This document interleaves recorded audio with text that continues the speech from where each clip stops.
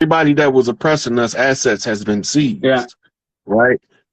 But a lot of people are not familiar with the Indigenous Rights Act, so I have to rerun the Indigenous Rights Act script so that they can see it was all given back to us. We just have to use a certain process to get it.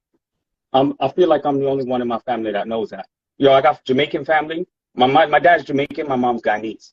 And they don't know that.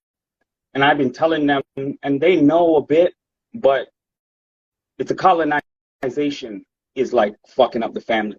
Like when you say there's certain energies, the enel energy, I seen that shit growing up as a kid in my house, right? I know what some of my uncles did to my aunties, and I know that shit. Nobody talks about it, but it burns them. But I'm like, I know everybody's life, not because I listened to gossip, it's because I had to hear it. And I kept it dear, and I know what everybody's gone through in my family. And I think I was always the black sheep, but I take it with pride. And now I take it where it's like, you have a mission, and whatever you got to do to do that mission, I want to, you know, like, I want to do something great. And now I'm feeling the urge, like, even with what you say, Rod, if you need a brother, I'm in Canada, you got a brother here. Like, if you ever, like, you one of the real ones out here. I feel your energy. I haven't tapped into I don't know, but when I watch you, you a brother. And there's certain people that we like respect you. You protected wherever there's family barbecue. We always gonna look for you, and we always want to have your back because you have our back like 100%. When you speak to us, you like, yo, bro, you put me in tears some days because it's so real, but it's life changing for us. And like when you say you going away, you could just come on here and smile, and you change the shit. And like I want to say how grateful I am for you, for everybody out here that's just trying to do, young elder, like everybody's fighting. But you, like what you did, and like ain't nobody has a story like you. So we feed off your energy. You know what I mean?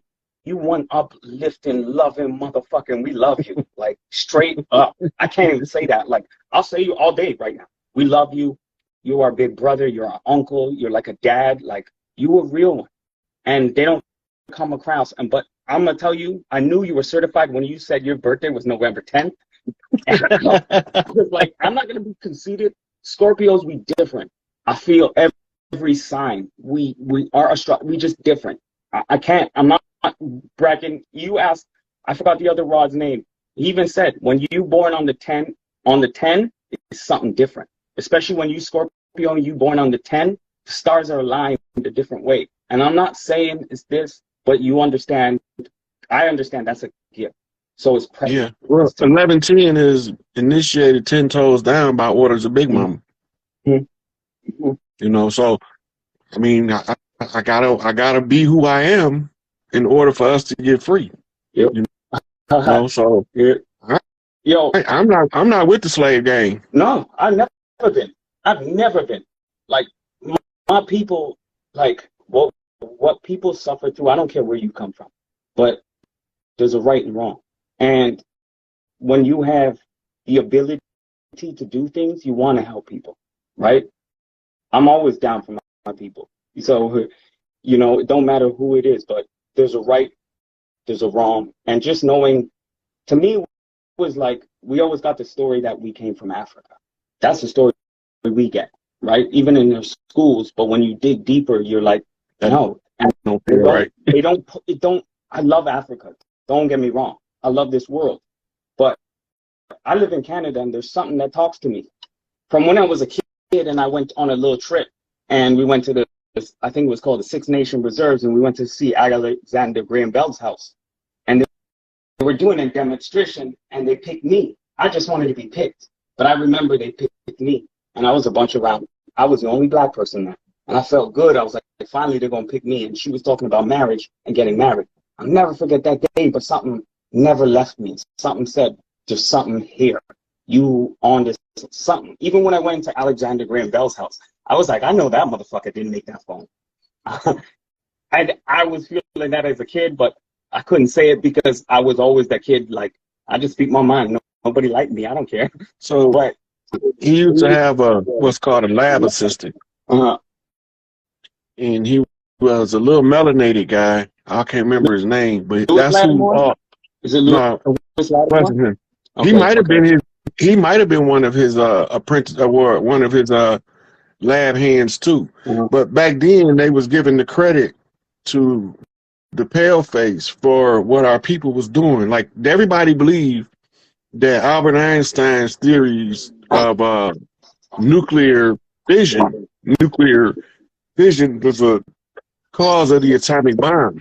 Yeah. They couldn't convert it from a mathematical formula into a bomb until they called in a guy named Lloyd Quartermain and his melanated team. Mm-hmm.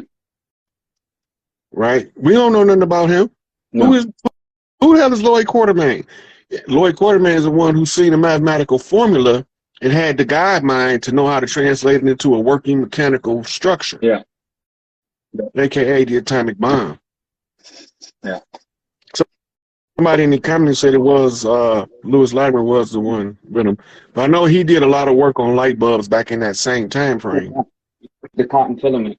Yeah. Like, there's one thing that and it's not to shit on nobody. It's just, I realize, like, we just different here. There's a certain vibe. There's a certain way we talk. There's a certain way we move. It's like, the first thing I saw when I saw you, you look like my sister's ex. His name is David Haley. And his father's from Memphis, but he looks like his father. And he, like, when I looked at him, I was like, Dave, you got to check this guy, Rod Hayes, out, man. He might be your family or something. But it's the mannerisms. It was the way, even when you, like, you always do this with your lip. And I'm like, David, he does certain things. The way he smokes, that might be your cousin or something. But, yo, I haven't seen. Excuse me. Yeah, no worries. Do you need some? Sure.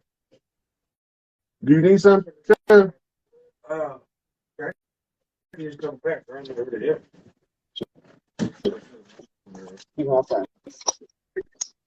Yeah. You good? Excuse me, I had another brother need something.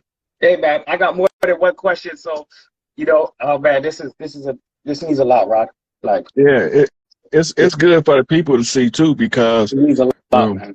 Yeah, because the impact is important, right? Like, and it make it known that I'm not just blowing hot air. I'm really talking about something. Yo, I went to school.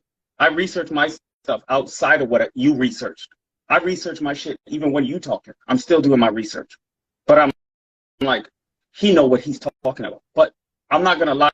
Most of the people, my friends, not everybody's into this stuff because it's a lot. So I put it on my wife sometimes, and a one point might take me an hour and a half to explain because it's so depth. So it is probably taking months to explain who them dirty Moors are, or what happened, or who Jewish people are, or what this word means, or what Hebrew, and unlearning some of the things that we learned in our own. Well, just for the record, yep. Arabic and Islam don't got nothing to do with us. Nope. Greek and Christianity don't got nothing to do with us. Nope, that was never made for us. And Hebrew and Judaism don't got nothing to do with us. We was here before they brought all that garbage over here and dumped it on our land. I threw this away. It's called a Holy Bible. My grandfather was a bishop in his church. He wrote my name in this, I think, damn near like 92, May the 3rd. That's when he wrote it in there. And it's crazy. Like, I never read the Bible. I wasn't into it. I didn't feel it. I didn't disrespect anybody. I just wasn't my thing. But I threw it away, and I just put it in the garage, and I was like, yo, man, I'm done with it. But I was like, no, man, there's some codes in here, or there's something I can use. And like, I use whatever now. And I'm really trying to tap in. So I sit with myself. I have my own rituals to tap in. To find, that's to communicate. The first contract they brought over here was the Bible. You know? See, but we didn't know how to read the contract. Yeah. And we believed the Bible was used as a religious book. but it was used to keep the contract in everybody's mind while the conjure was working. Mm-hmm. And the Bible teaches us how to use a binding spell on ourselves to keep us restricted from ever reaching any forms of greatness. It totally does. Like I see it because there's a block on you. Because when you believe something without not even having fact, but when you believe something is like it almost has a fear, a constant collapse fear, and a certain mind, and especially when you don't really read it yourself, or somebody's dictating it to you, and you're not divulging and learning. It puts a sense of constrictive fear on the mind and how far you can think in your own possibilities. And even the fact of praying to something and never seeing a result. It is crippling to somebody because that's because they don't teach us the science. Prayer is a half of an equation. You know, yeah. Right? It's a two-way channel, but if you're only using it one way, you can't use it effectively. Like, and even my family, they talked about voodoo and stuff, and I was like, wait, so even when I look now, I was like, man, that shit got us out of some trouble, whatever we needed. And I was like, but this is life. This is a tool that we use as humans. It's not wrong.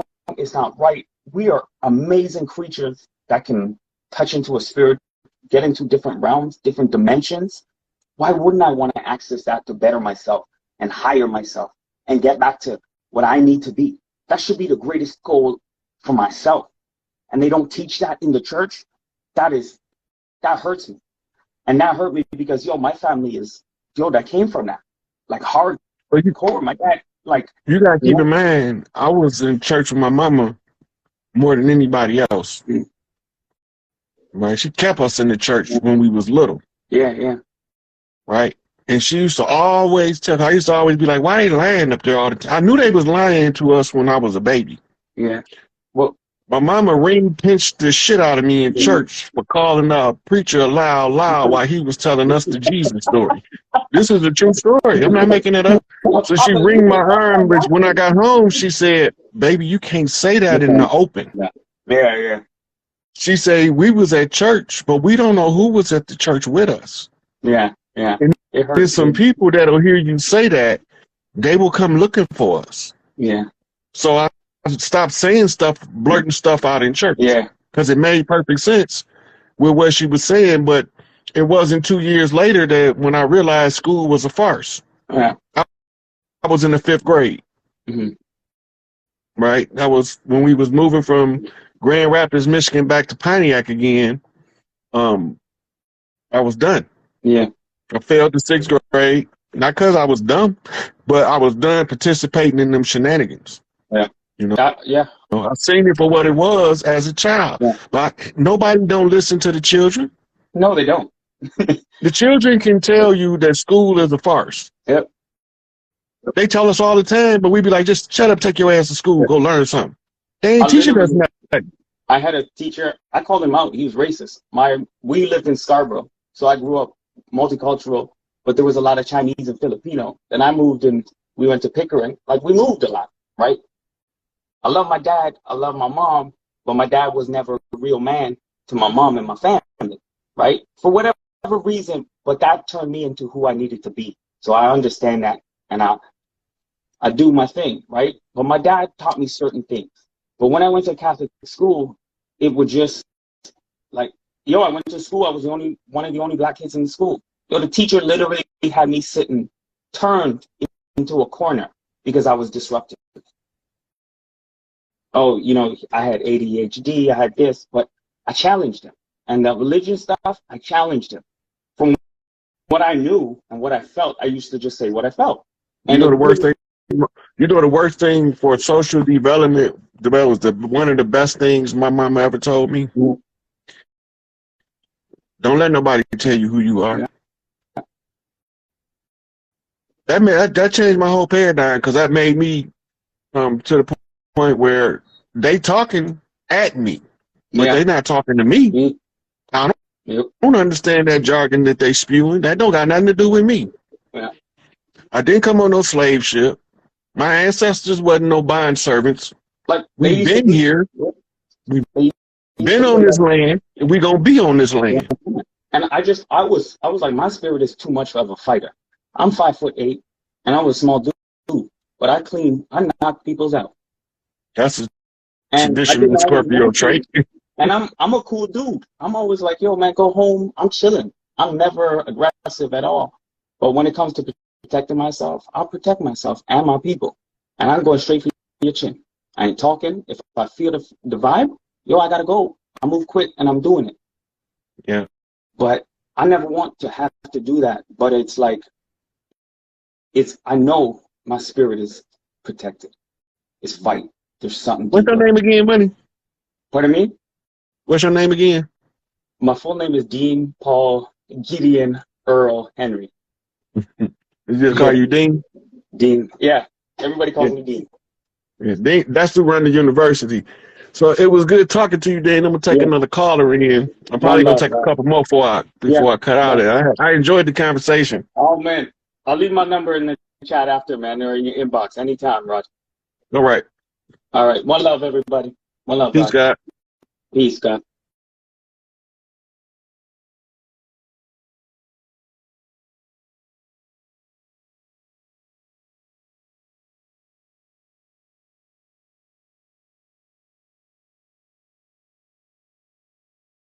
Family member that you in the same city with, and you ain't even never had an opportunity to spend no time with. Now you talking about what's that term? Singularity, convergence. That's real time convergence into the singularity right there.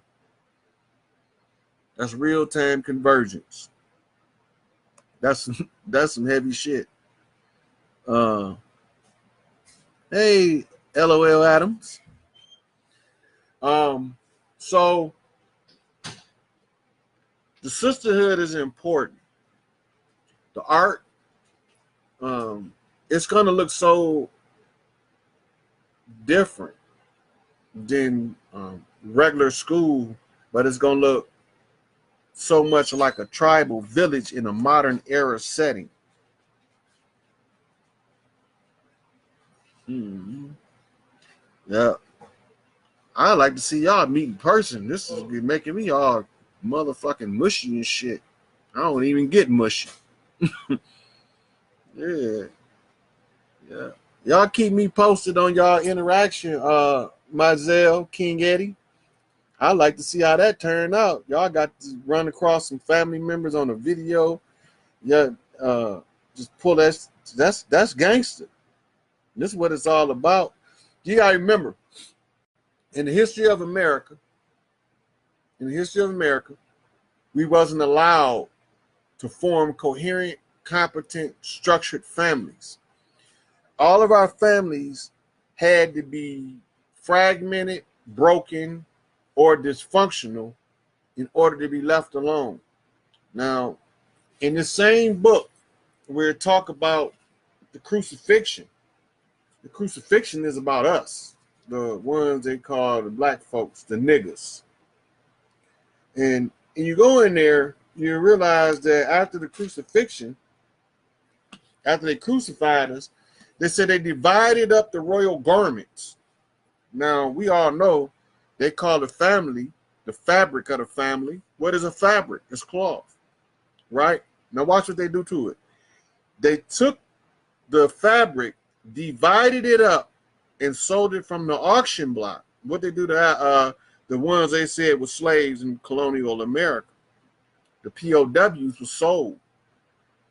They told you they were sold from plantation to plantation, which is not true. They were sold from warden of POW camp to warden of POW camp. There was 13 prison colonies established in America. Australia was established as a penal colony, a prisoners' colony. In America, the prisoners were dying off, and the natives felt death in the air from the mass death on these colonies, so they had to do something according to divine law. They couldn't allow all them people to just die of starvation and exposure without doing anything to remedy the misery being expressed on their territory, right? So they had what they called treaty meetings. But when they show you in your history books, they show you Native Americans bringing furs and food and stuff to the colonists. And they tell you about Thanksgiving. And we always thought Thanksgiving was about the raping and the pillaging of the native. Let me tell y'all the real thing about Thanksgiving. Thanksgiving was this. Under the Continental Congress consisted of what they call the several states. The several states at the time were the 12 colonies. And the 12 colonies came together to form one. That's number 13. So now you see how your 12 tribes of Israel, and Israel itself being the 13th tribe. So this is how you get your 13 colonies. It was 12 colonies at first. They tell us it was 13, but it was really 12 because one of the colonies encompassed all of the colonies. But really what it was, if you want to know how it really was set up, remember, no such thing as a prison before the founding of the United States of America. Prison did not exist. What do you do with your criminal element? Exile. Well, when Pietro del Negro, Peter the Black, navigated Cristobal Colombo or Christopher Columbus into the islands, they found a way to get rid of their undesirable elements. See, the undesirable elements took on several factors. One, they was a descendant of Orisha of the children of the moon. That means they had red hair and freckles. And they had a glowing yellow opaque skin that almost looked white. Today you would call them a Scotsman or you would call them an Irishman. They had to get rid of them because Irish is Orisha. And the Scots come from Scotta. If you trace Scotta back, you find her in Egypt as a princess. If you trace Orisha back, you're back in sub-Saharan Africa. So now you know why Ireland and Scotland is called Europe's redhead stepchild. And you'll know why they sent St. Patrick's in there to kill off all the priests that they called snakes. How can I prove that? Well, it's simple. There is no fossil record of a snake on the island of Ireland or Scotland. Period. No fossil remain of a reptile, snake. Didn't exist. What the fuck was what was St. Patrick doing then? Record of snakes in Ireland that's not a serpent on the ground, and it was called the Brotherhood of the Wise Ones, or the Brotherhoods of the Wise Serpent. And it was a priest class where the women wore a snake band around their biceps here, and the men wore a cobra around his head here, which is actually what Tupac's headband means. I'm going to do a post to show you what my do-rag and Tupac headband is Egyptian in origin and native in origin. This is precedes European settlement. So people always wondering, why you always wearing that do-rag? And I be telling them it's holy guard. It's like a kufi to a Muslim. It's like a turban to a Hindu. It's holy guard for African or native. The same as the way Tupac wore his bandana, right? There's supposed to be a serpent band with a cobra. And I'm going to show it to y'all in the post sometime today. I'm going to pull it up. I've been intending to do it for a while. But it represents that he was the prince, not the king. He was a prince. His rank was a prince or a provincial chieftain or king. He had a king of a province, but in the overall land, he was a prince of a high rank.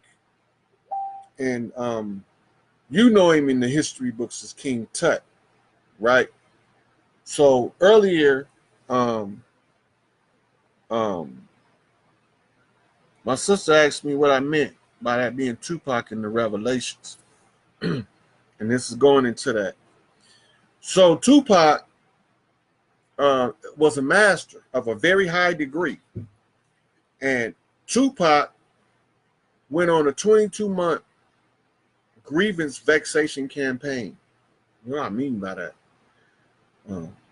If you listen to his music, he's telling a lot of what we experience in the hood. And some people say it's low vibrational and all that. And no. The way that it works, if there is no grievance vexed at the close of the age, everything stays the same. But the grievance has to be vexed by masters. The masters have to live the condition of the people in order to communicate to the final master what the problem is, where the problem is, who's the one suffering from the problem, and what do we do to correct it. And so you see the prison interview, Tupac was like, I have to say this. Y'all need to know I'm doing everything I'm supposed to do, but if I'm not successful, this next dude, he ain't gonna have no mercy. This next dude, he ain't gonna be playing. Go back to the prison interview and watch what I'm talking about. Now, Ed Gordon, he said, look, let's not be selfish. This Tupac talking. Let's not be selfish. I'm not saying I'm the one gonna change the world. I might not change the world, but I guarantee you, I spark the brain that will change the world. In order for him to be that confident, he have to know something. You can't be that confident in sparking a brain, especially with this many idiots, buffoons, and clowns running around masquerading as conscious Negroes, and they idiots. So why was he so confident? Well, you have to go back to your African conjure. I'm not going to tell the story now, I'm going to tell it another time. But in the African conjure, before the final one comes, his little brother had to always come what they call open the way. They call him the opener of the way. So when you seen Tupac, he was the opener of the way. In there, when you go to Revelations, it talks about one of the priests of the Lord being sent into a place where he encountered what they call the prophet of Balaam. Now, in there it say that the angel of the Lord blocked the way from the ass and the prophet. Y'all remember that in the Bible, right? Now, when you go back to the story, it said that the prophet came riding in on an ass, a donkey, a mule. So the prophet, Farrakhan, hit center stage of prominence under the Democratic Party, the mule, the ass, on the campaign for Jesse Jackson.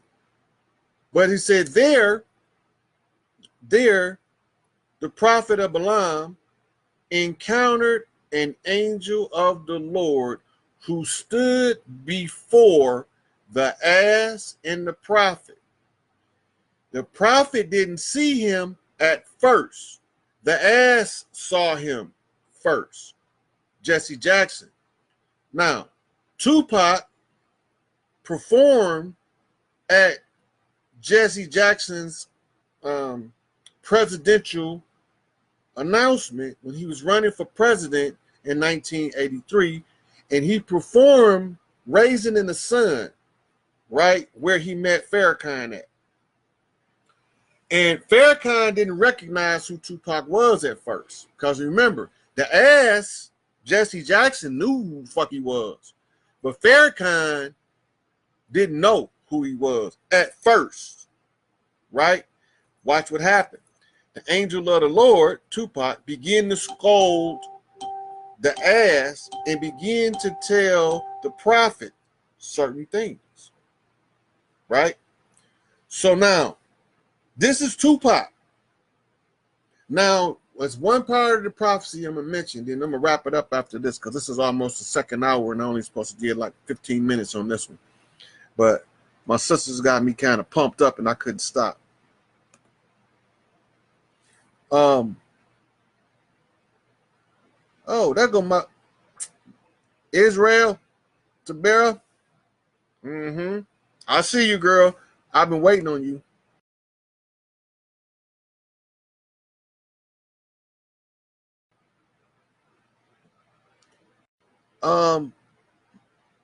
Most of y'all don't know